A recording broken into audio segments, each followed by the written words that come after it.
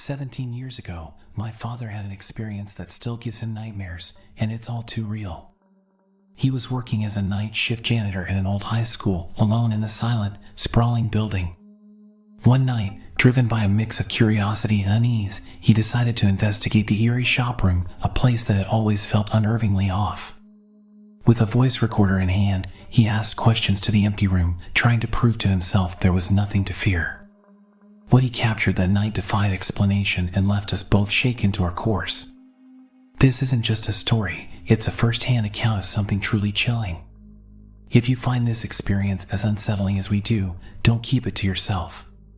Hit the like button, share it with anyone who loves a real-life scare, and subscribe to our channel for more incredible encounters with the unknown.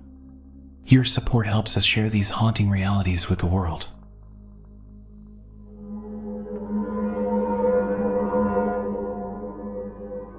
"17 years ago, my dad took up a night shift job as a janitor at a high school.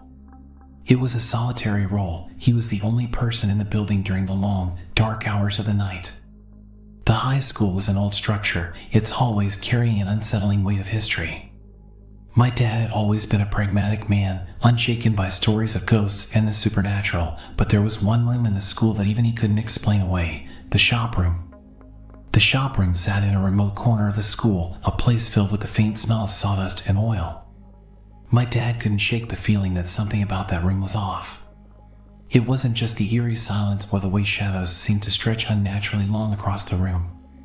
There was a heaviness, an oppressive energy that seemed to linger in the air, and more than once he had felt as though someone was watching him. One night, curiosity got the better of him.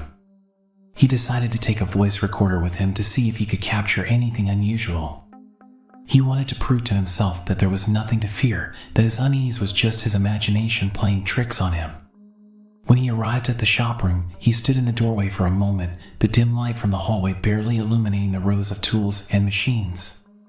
Summoning his courage, he walked in and placed the voice recorder on one of the heavy wooden tables in the center of the room. His footsteps echoed in the stillness, and every sound seemed unnaturally loud. He cleared his throat, his voice steady but tinged with unease. "Is there anyone here?" he asked, his words hanging in the air. "Does anyone have anything they want to say?" He paused, waiting for a response, though he expected none. Then he added, "I'm leaving this here. If there's something you want to say, you've got an hour." Without looking back, he turned and left the room, closing the heavy door behind him with a definitive click. The sound echoed down the hallway as he walked away, leaving the shop room in silence. An hour later, he returned. The hallway leading to the shop room felt colder, the air heavier. He pushed the door open, the creak reverberating like a scream in the quiet. The room looked just as he had left it, the voice recorder sitting innocently on the table. My dad grabbed it and left quickly, not wanting to linger. Later that night, after he had come home, he sat down in his favorite chair in the living room. I was sitting nearby, curious about what he might have captured. He rewound the tape, the whirring sound filling the room, and then pressed play. At first, we heard nothing unusual. The faint sound of his footsteps leaving the room, the door closing, and then silence. But about 15 seconds after the door had shut, the silence was shattered. The first sound was heavy, pounding footsteps, not walking, but running. They thundered across the floor, growing louder and faster until it seemed as though someone had stopped abruptly at the table where the recorder sat.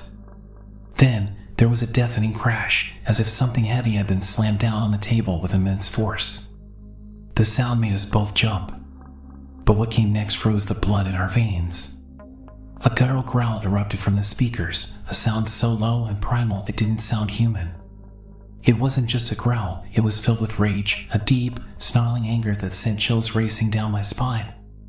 The growl escalated into a loud, demonic yell, a horrifying cacophony that made the hairs on the back of my neck stand up. It sounded like a voice from the depths of hell, raw and filled with hatred. My dad's hand trembled as he stopped the tape. The room was silent except for the faint hum of the recorder. Neither of us spoke for a long moment, the reality of what we had just heard settling over us like a suffocating blanket. Without a word, my dad stood up, pulled the tape out of the recorder, and threw it into the garbage. "I don't want to hear that again," he said, his voice shaky, betraying the fear he rarely showed. That night, he barely slept. The sound of the growl and the crash replayed in his mind over and over. He couldn't shake the feeling that he had disturbed something that didn't want to be found. The next day, he walked into work and handed in his 2-week notice.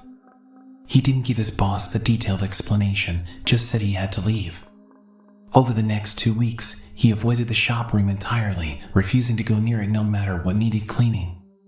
To this day, he refuses to talk about that night in detail. Even as a grown adult now, I can't forget the sound of that growl, the way it seemed to reach out from the tape and into the room where we sat. It was a sound that didn't belong in this world, something far beyond our understanding. My dad's experience remains a chilling reminder that some places carry secrets best left undisturbed, and not all questions are meant to be answered.